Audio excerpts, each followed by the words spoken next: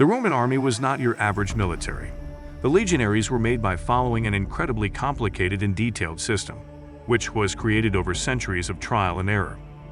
The Romans not only paid attention to selecting the recruits, but also their training as well.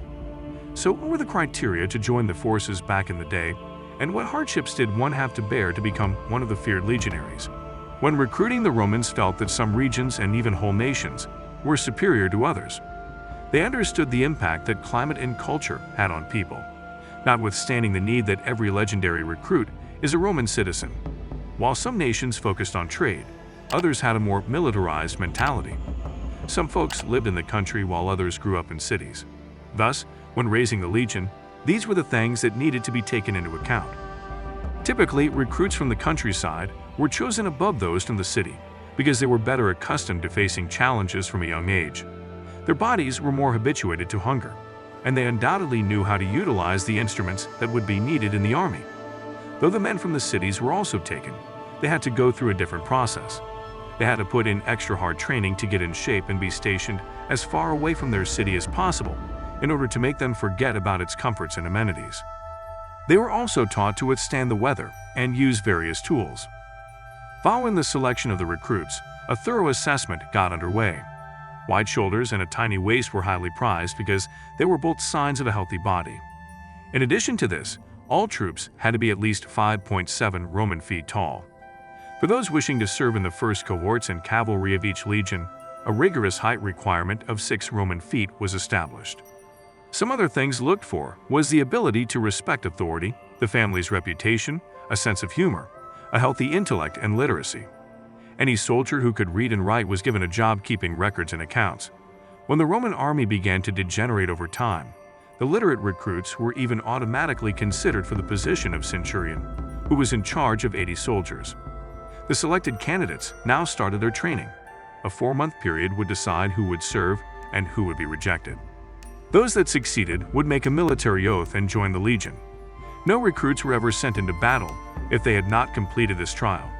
All recruits were taught the march as their first scale. This was the most crucial exercise in their training, and the men's synchronized performance had numerous positive effects. The fundamental principles of the Roman style of war, coordination, and unit cohesion were drilled into the minds and bodies of the trainees. Every week, they would complete a strenuous 20 Roman mile march in only 5 hours while toting 60 pounds of gear. Usually, they marched 10 miles out and 10 miles back to the camp. Every now and then, a forced march was ordered, requiring the soldiers to walk 24 Roman miles. The guys were repeatedly reminded to keep their ranks straight and a sufficient distance apart from one another. They could be instructed to quickly double or triple the depth of the ranks and create a wedge or a protective orb shape, all the while maintaining the space between one another and keeping the ranks straight, especially when changing forms. It took a lot of work to master this because it was much tougher than it might seem. However, without these specific abilities, no imperial troop could be deemed war-ready. The legion was able to maneuver through difficult terrain and quickly deploy for battle, while keeping order in case of an unforeseen conflict, all thanks to proper marching. The next expertise required, now this might as a shock, was the ability to swim. All recruits, whether they were in the infantry, the cavalry, or even the servants, received swimming instructions. You might not realize it at first, but this served many purposes, the most notable of which was the development of the body's strong immune system and the strengthening of innumerable muscles.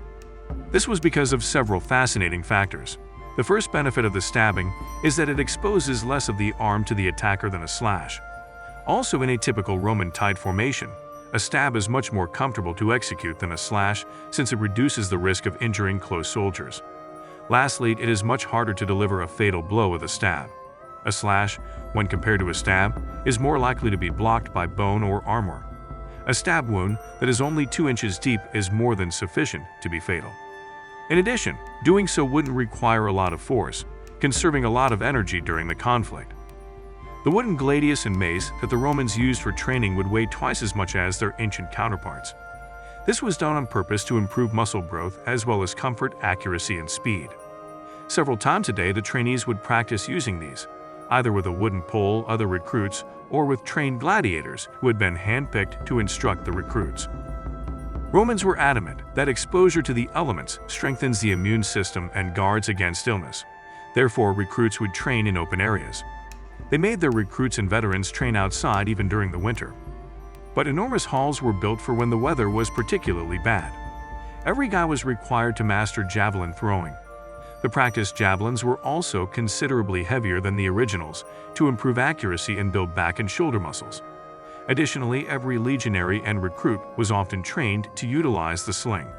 It is a known truth that every imperial legend possessed and was skilled at using a sling.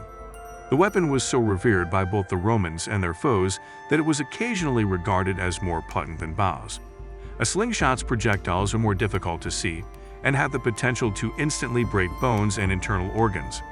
1/4 of the youngest and fittest legionaries and recruits received daily instruction in the use of bows while riding or walking on foot. Even still, this does not account for all of the specialist auxiliary archers in the artillery that would be attached to each legionary. All cavalry, whether recruits or veterans, practiced mounting and dismounting their horses on a daily basis. The way Roman cavalry worked and engaged in combat depended heavily on this ability. Every combat-ready cavalryman was able to perform a vault while fully armored, and even while carrying arms like a shield and spear. This allowed them to quickly mount and dismount a horse in the event of an emergency or even in the middle of a battle. As the infantry was moving through its weekly marches, the cavalry was supposed to be with them and regularly carry out tiny drills. The cavalry was given the explicit mission of marching through difficult terrain. For instance, it was typical for the infantry and the cavalry to scale mountain during their weekly marches. Both recruits and veterans received substantial training, the only distinction being that the veterans only prepared for combat once daily, whereas trainees had to do it multiple times, usually in the morning and the afternoon. For the recruits, the entire training regimen would be extremely challenging, and many would not succeed. If they did succeed, however, the recruits had to take a military pledge and were marked with a sign on their palms, likely using a hot iron. The recruits are now legionaries, however. Throughout their 20 years of duty, they repeated these activities as the foundation of their training.